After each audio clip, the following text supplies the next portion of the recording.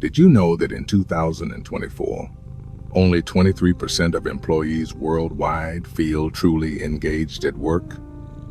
In Europe, that number plummets to a staggering 13%.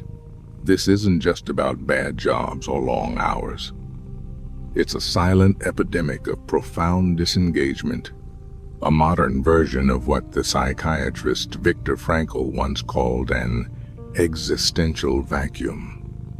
A deep-seated feeling that what we do day in and day out simply lacks meaning. It's a feeling that fuels the high levels of daily stress and loneliness that have become hallmarks of our time. But what if the key to navigating this feeling wasn't found in working harder, but in resting smarter? There's a quiet magic that happens while you sleep. Scientific research, which you can find linked in our description, has shown that our brains don't simply shut down at night. They actively work to process the day's events, consolidating new information into long-term memory. This process, known as memory reactivation, involves the very same brain regions that were active during learning, and it preferentially strengthens our emotionally significant memories. This podcast is designed around that very principle, to plant powerful ideas in your mind just before you drift off, allowing them to take root and grow while you rest.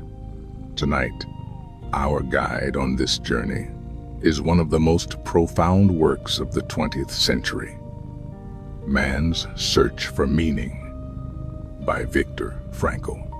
Frankl, a psychiatrist who survived the horrors of the Nazi concentration camps, discovered something fundamental about human nature in the most unimaginable of circumstances: that our primary drive in life is not pleasure, but the discovery and pursuit of what we personally find meaningful. This isn't just a historical account of suffering. It's a timeless manual for psychological survival and flourishing.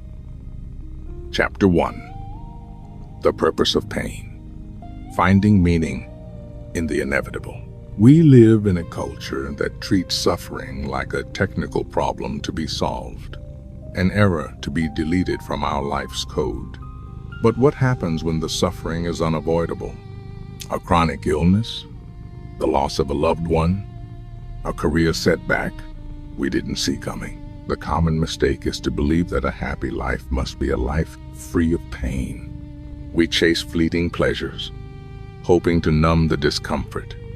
But this often leaves us feeling even more empty, trapped in that existential vacuum Frankl identified, a state of boredom and inner emptiness that comes from a life without purpose. Frankl's great discovery, forged in the crucible of Auschwitz, was that we cannot always control what happens to us, but we can always control how we respond. He called this the last of the human freedoms.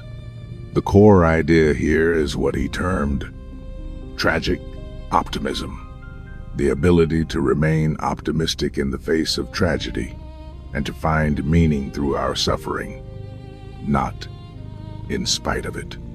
Consider the story of Bertie LaRue. During a polo practice, he had a bad fall. Days later, he suddenly went blind while sitting in his car. In that moment of terrifying darkness, he could have been consumed by despair. But that temporary loss of sight gave him a profound new perspective. When his vision returned, he no longer took it for granted. The suffering wasn't a meaningless event. It became the catalyst that reshaped his entire appreciation for life and gave him a deeper sense of purpose. He turned his suffering into a human achievement. This mindset shifts suffering from a dead end into a pathway. It's not about enjoying pain, but about asking, what is this experience making possible? What can I learn from this? How can I grow? This transforms you from a victim of circumstance into the author of your own meaning. What, then, could your current challenges be asking of you? Chapter 2. Forging Your Why. Let me tell you about a woman named Renee Breazeal. For 30 years, she ran a successful business in a tough, male-dominated industry. Then, she was diagnosed with a brain tumor the size of her husband's fist. The surgery was 12 hours long, and afterward, she had to learn to walk again. It would have been easy to give up, to focus only on her own survival, but she didn't. Why?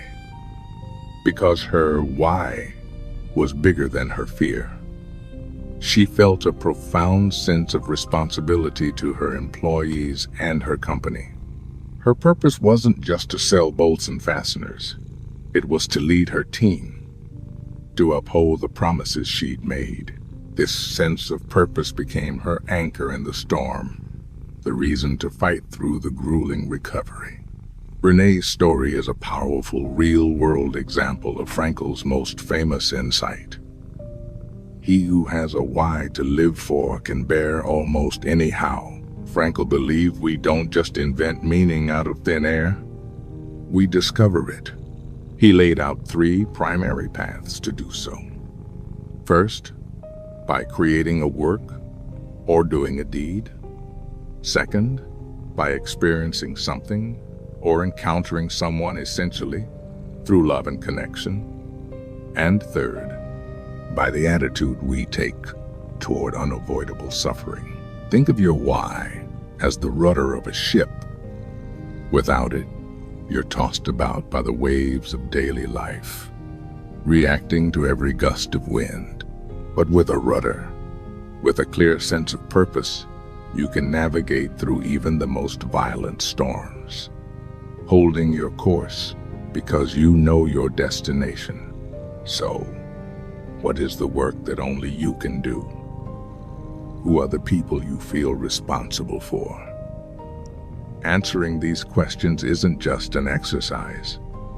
It's the work of building your rudder. If you find these kinds of practical frameworks for a more meaningful life helpful, consider subscribing to our channel so you don't miss our next deep dive. Chapter 3. The reverse psychology of fear. There's a secret to fear that very few people understand. The more you fight it, the stronger it gets. This creates a vicious cycle Frankl called anticipatory anxiety. Think about it.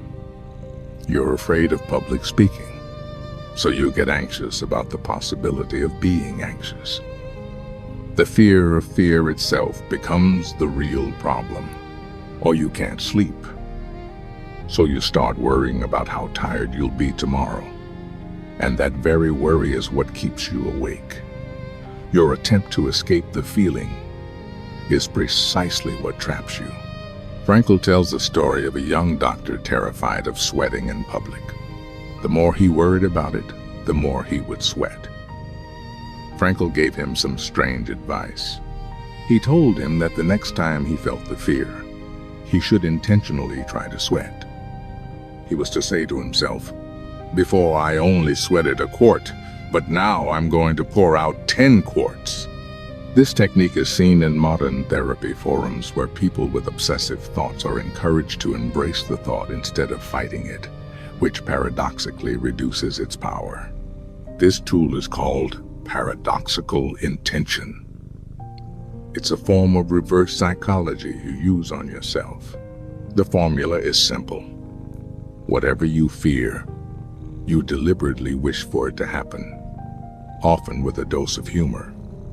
Afraid of your hands shaking? Try to make them shake more than ever before. Scared of blushing? Try to become the reddest tomato in the room. You short-circuit the fear by taking away its power to surprise you. By doing this, you detach from the fear.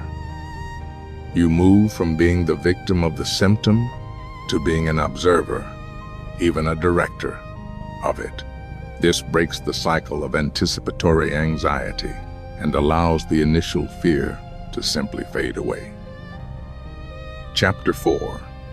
The courage to choose a new path. Everything we've discussed so far is about endurance. But what if the most meaningful choice isn't to endure? What if, sometimes, the ultimate act of finding meaning is to quit? This might sound contradictory to Frankl's story of surviving the camps. But the core principle isn't just survive. It's choose your response. We often feel trapped in careers that, while not life-threatening, slowly drain our soul. Frankl called this existential frustration, the stress that comes from a life devoid of meaning. We believe we must endure it because it's the responsible thing to do. Let's look at the story of a man who was a corporate lawyer for 20 years. He had a well-paying, easy job, but he hated it. He felt it stifled his creativity. His why had vanished. So, he made a plan. He saved his money, and the very day he hit his financial goal, at age 42, he walked into his boss's office and quit. His friends thought he was insane for leaving behind the golden handcuffs of his salary. But in the year that followed, he found immense happiness. He started a small creative business, learned new skills, and, most importantly, he never again felt that, oh God, I gotta go to work dread. He chose meaning over money. The fear, of course, is the uncertainty, the loss of status. But as this story shows, the cost of staying in a meaningless situation can be far greater. It's the slow erosion of your spirit. We explore stories like this all the time, people making brave choices to live more authentic lives. Hit that subscribe button to join our community of courageous meaning seekers. Choosing a new path isn't an act of failure. It's an act of profound self-respect. It's declaring that your life's purpose is worth more than a steady paycheck. So, as we prepare to transition into a state of rest, let's hold on to these 4 powerful tools from Viktor Frankl's timeless wisdom. First, tragic optimism. The power to find meaning not in spite of, but through your challenges. Second, your why. The anchor of purpose that allows you to bear almost any how. Third, paradoxical intention. The reverse psychology of embracing your fear to dissolve its power. And fourth, the courage to choose. The freedom to leave a path that lacks meaning and forge a new one. You don't need to master all of them tonight. Just choose one. Which one resonates most with you right now? In the coming week, hold that one idea. See how it might apply to a small corner of your life. That is how change begins. And now, the time for analysis is over. The time for rest has begun. Let these ideas settle as we move into the second part of our session. Allow the sound of my voice to be a gentle guide, helping you drift into a deep, restorative sleep, where the seeds of meaning can truly begin to grow.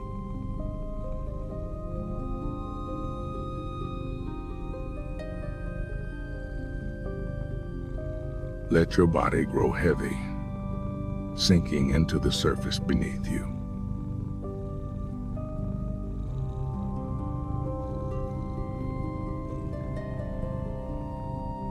Release the day.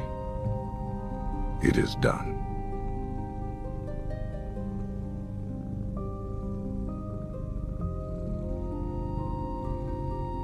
Between stimulus and response, there is a space. In that space is your power to choose.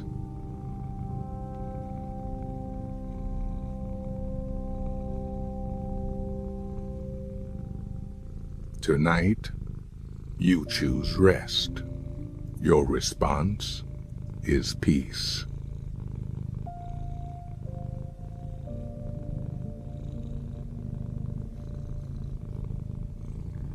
When we are no longer able to change a situation, we are challenged to change ourselves.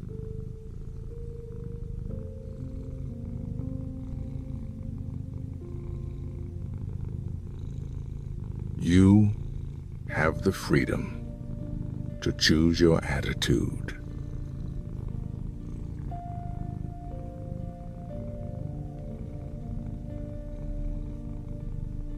Let your why be your anchor, holding you steady through the night.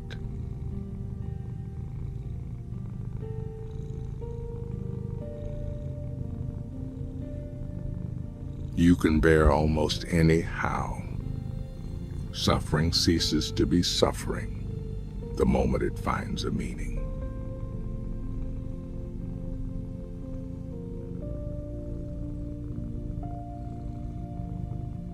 Your life has a purpose. You are the captain of your ship. You are the master of your fate.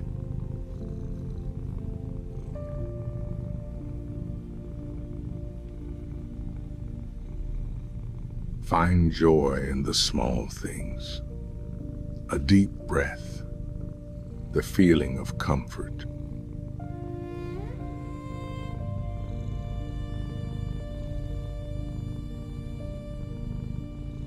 Even in darkness, you can find an inner light.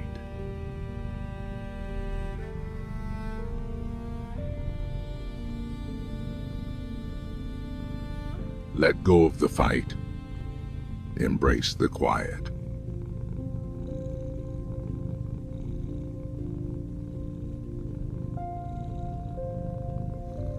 You are more than your circumstances. You are more than your fears.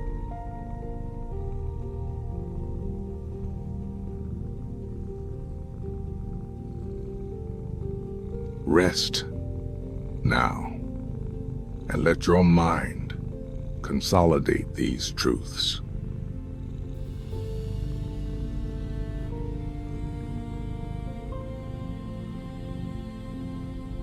Everything can be taken from a man, but one thing, the last of the human freedoms.